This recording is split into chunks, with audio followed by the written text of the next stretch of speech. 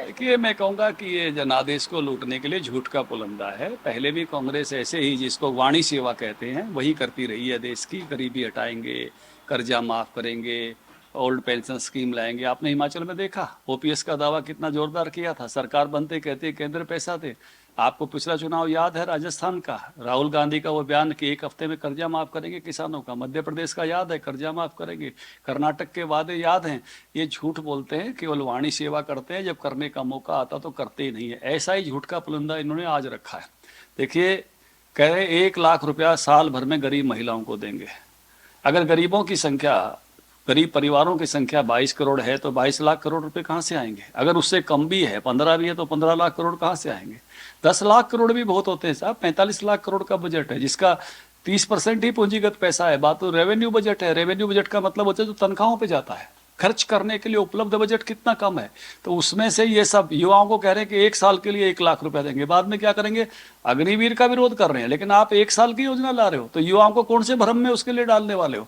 आप हर सेक्टर के लिए बहुत सारी बातें इन्होंने ऐसी कही हैं। सीएसीपी को कानूनी दर्जा देंगे। भाई, किसका राज था? सीएसीपी किसने बनाई थी? तभी कानूनी दर्जे से बना देते थे। संवैधानिक दर्जे से 66 में कांग्रेस की सरकार में बनी थी।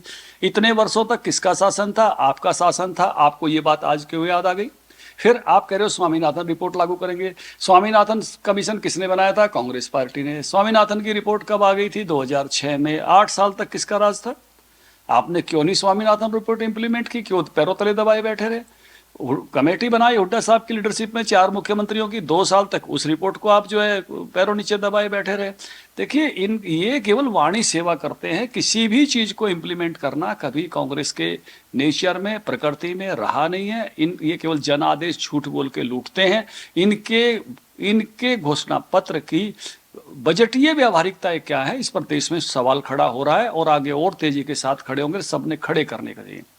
इन्होंने अपने जो घोषणा पत्र है उसको न्याय पत्र का नाम दिया है। कैसे आप देख रहे हैं? उन्होंने कहा है कि जिस तरीके से 10,000 किलोमीटर जैसी यात्रा चली है और लोगों की जो उसमें मांग थी वो इसमें अलंकित की गई है। देखिए, आपको घोषणा पत्र, आपने कॉपी देखी है, मैंने भी देखी है। शब्दावली का चयन, शब्दावली, नए शब्दों का उपयोग किसके लिए न्याय मांग रहे हैं? मुझे लगता है ये खुद के लिए न्याय मांग रहे हैं, क्योंकि जो इतने सारे करप्शन के आरोप इनकी पार्टी पर, इनके नेताओं पर, सब लोगों में है। मुझे लगता है कि इनकी मांग शायद उसी प्रकार की है। तो उस नाते से, लेकिन किसी ने गलत किया है तो उसको न्याय, किस प्रकार का न्याय मिलेगा? ये शब्दावली, ये भाव क्यों आता है? न्याय कौन मांगने जाता है? कहीं ना कहीं फंसा होता है तब मांगता है ना। और तब क्यों? क्योंकि गलत किया है तो ही फंसा होता है ना। तो इसलिए इनकी शब्दावली की रचना भी इनके वातावरण से में से हुई है। नहीं तो उसको ये प्रगति कह सकते थे। 5 प्रगति के संकल्प, न्याय काय को, 5 उन्नति के सल्प, 5 नए पायदान, इसमें क्या दिक्कत थी? ये सब चीजें उसमें समाई जा सकती थी। अभ्युदय, बहुत अच्छे अच्छे शब्द हो सकते थे। वाई न्याय इसलिए आ रहा है कि कुल मिला के ये जिस मानसिकता से गुजर रहे हैं, हमेशा शब्दावली भी उसी मानस में से आती है। ये उसी की प्रतीक है। सर, कहीं ना कहीं आपने कहा है कि कांग्रेस के नेता जिस तरीके से करप्शन के आरोप लगे हुए हैं, ऐसे में बीजेपी की क्या मजबूरियां बनती हैं कि वो बीजेपी के जो कांग्रेस के नेता हैं उनको बीजेपी में शामिल कराते हैं? देखिए, कांग्रेस के नेता नहीं, जो नेता आना चाहते हैं एक अच्छे संकल्प के साथ, मूल्य आधारित राजनीति के साथ, देश के लिए कुछ करने के लिए आना चाहते हैं, वही नेता जो है वहां आकर बीजेपी का दामन थामते हैं, बीजेपी के साथ चलते हैं। उनको ये छोड़ दीजिए। देखिए, हमेशा दूसरे दलों से तो हर समय लोग आए हैं। सुषमा जी भी दूसरे दल से आई थी। जब जनसंघ बना तो श्यामा प्रसाद मुखर्जी भी हिंदू महासभा के नेता थे।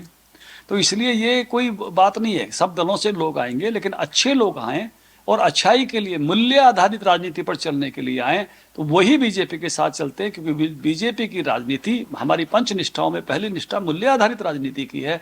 जो वैल्यूज पर चलना चाहते हैं, जो राजनीति अपने परिवार के लिए नहीं, करप्शन के लिए नहीं, अपने संसाधन बढ़ाने के लिए, देश की सेवा के लिए राजनीति में है, ये वैल्यू आधारित राजनीति है। कांग्रेस ने आरोप लगाया है कि बीजेपी एक धुलाई मशीन की तरह है, वहां पर कोई भी जाता है तो धुलाई उसकी हो जाती है और ईडी से वो बच जाता है।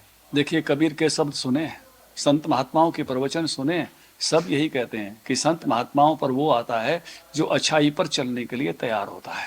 बीजेपी में वही आता है जो वैल्यू आधारित राजनीति के लिए आकर्षित होता है, और जिस दिन कोई आदमी इस काम के लिए पहला कदम रखता है, मुझे लगता है कि अच्छाई की तरफ उसका ये पहला स्टेप है, और ये अच्छी बात है। जब कोई आदमी ये सोचता है कि मैं जग गया हूं, तो इसका मतलब नींद खुल गई है, खुलने की तरफ जा रहा है। तो वैल्यू आधारित राजनीति का जो उसका पहला स्टेप है, वो उसको अच्छाई की तरफ लेकर ही जाएगा। लेकिन सर, हरियाणा कांग्रेस बीजेपी की बात करें तो चर्चा पिछले दिनों से काफी चल रही है कि जो उम्मीदवार है वो बदले जा सकते हैं, इसमें कितनी सच्चाई है? भारतीय जनता पार्टी ने टिकट दे दी है, उम्मीदवार मैदान में है। भारतीय जनता पार्टी के निर्णय बहुत, मैं कहूँगा कि विचार पूर्वक होते हैं, तो इस प्रकार की चर्चाओं का कोई अर्थ नहीं है। हमसे जुड़े रहने के लिए हमारे YouTube चैनल को सब्सक्राइब करें और नई वीडियो की नोटिफिकेशन के लिए बेल आइकॉन को दबाएं। अगर आप ये वीडियो Facebook पर देख रहे हैं तो लाइक जरूर करें और ज्यादा से ज्यादा शेयर करें। धन्यवाद।